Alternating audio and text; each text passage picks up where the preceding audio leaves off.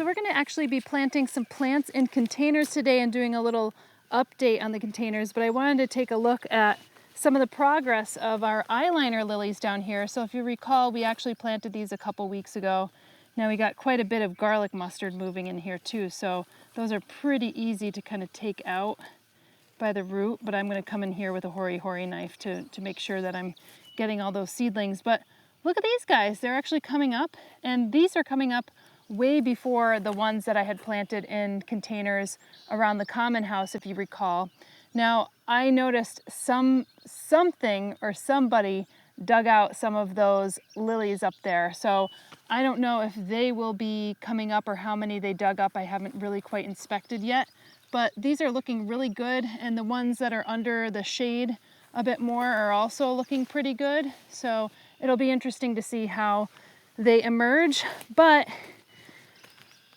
this garden, I have to come in here and weed a little bit. This verbena, it's called Bampton. I love this cultivar. Actually, I got some more of it, and I was happy to see that it is hardy to our area of zone 5 and 6.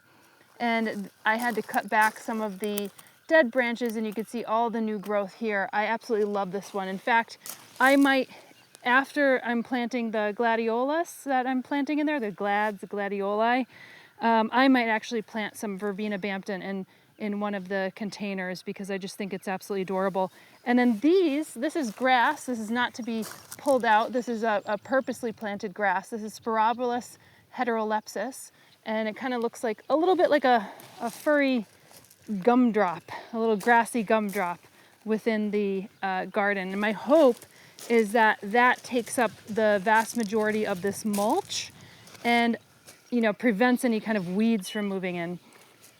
I should show you the Fothergilla. These look like they're called bottle brushes. This is one of our native Fothergillas, and they look like little toilet head brushes, right? The little flowers. I think they're so adorable. And over here you could see just some of the catkins on the birch, this weeping birch that I had planted last year as well. So this was in replacement for the 3 large barberry that were in there, and got some other kind of great plants dappled throughout. It's a big spacious garden, and these shrubs and these kind of sub-shrubs will actually start to expand. So it's very tempting to want to just cram it all in once, but for right now, I'm going to leave it as is, and then that means I just have to weed a bit more. So these are the containers that we're going to be planting, and they're not in their final destination. In fact, they're probably going to go on the other area, which is going to be a future porch. So the area behind this one. And all of these chairs and everything, I want to actually put that on the opposite side of the house, which is the eastern side of the house. But I still have some of the potting medium that I had used last time. So in the autumn, I had planted some heuchera and some grasses and also some ferns in here. So it's time for an update. And I was really inspired by a video that we did on our sister channel on Plant One On Me. And we did a tour of Longwood Gardens. And if you watch that tour, I'll link to it here, there were some really beautiful containers that they had that were filled actually with lilies. So we did plant some lilies in the containers, but this time we're going to be planting gladiolus or gladioli, if it's plural, and colloquially they're called glads. And if you're familiar with that plant, it's kind of a long, tall spike. Just like our irises, it gives you a real instant bouquet. The ones that I'm going to be planting are called Stormy Skies. I don't think it's a cultivar. I think they just kind of gave that name to a series of plants that they put in together that range from like white, like a creamy white, all the way to lavender to a deeper purple. And that's really the color palette that we're going to have down here in the Meadow House, is those whites to lavenders, lilac colors. You'll actually see that we have a couple lilacs here. I just planted one of the lilacs in the front garden bed, but these are going to go on the eastern face of the house. And that was one of your selections. You're like, we want some more of those beautiful smelly plants that just smell so vibrant. And when I think of lilacs, I also think it's like a quintessential farmhouse plant where you clip some of the flowers. You know, they only bloom for like 2 weeks, you know, maybe. And but once you put them in a vase, they're amazing. Same goes for the gladiolus. It's just a really lovely plant. You often see them in like cottage gardens. And they are corms. They're technically corms. You could loosely call them bulbs.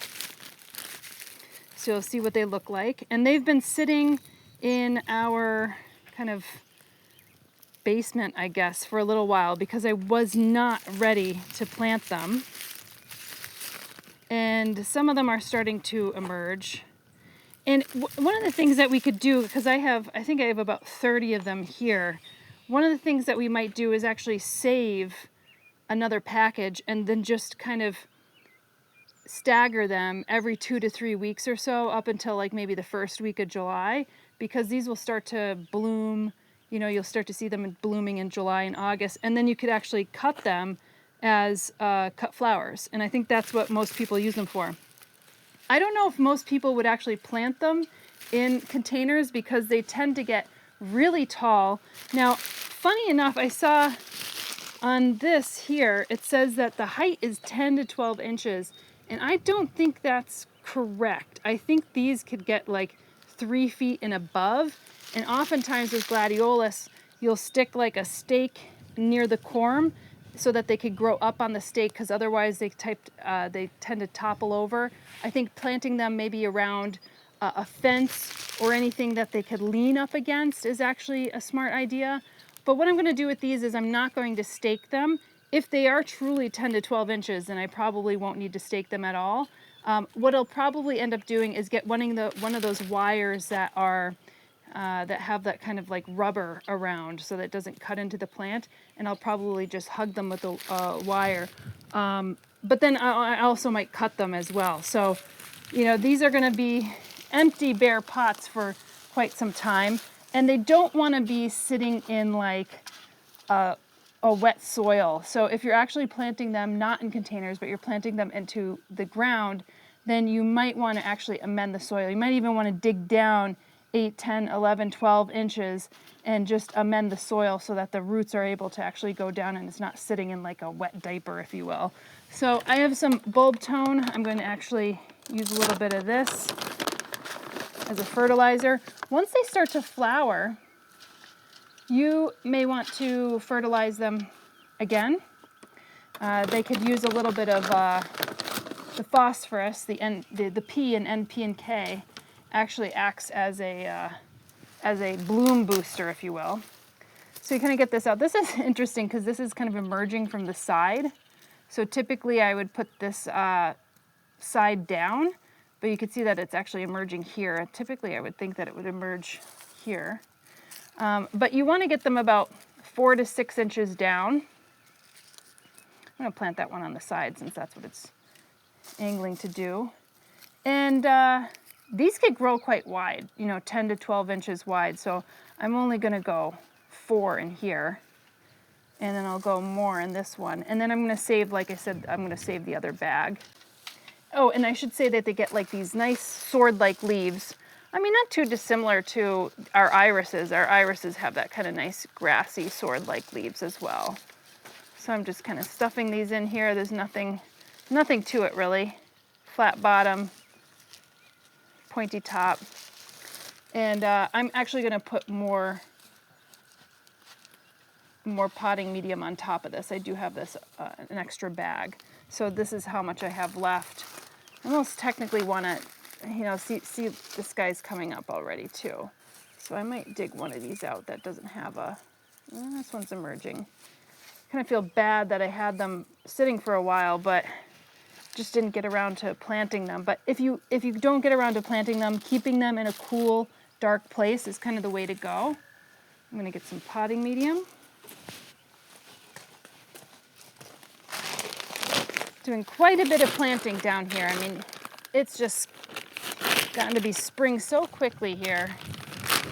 This already has quite a bit of perlite in it. So this should be enough drainage. And obviously this is not, if I kept this under this awning, it would never get rain. So you want to make sure that you're watering it maybe 1 to 2 inches a week, depending on what the weather is. If it's really, really dry, then you might want to go 1.5, 2 inches of water per week. And then if it's kind of dour days and a lot of humidity and overcast, then you might be able to get away with like 1 inch per week. But what we'll need to do is actually water these in with a hose.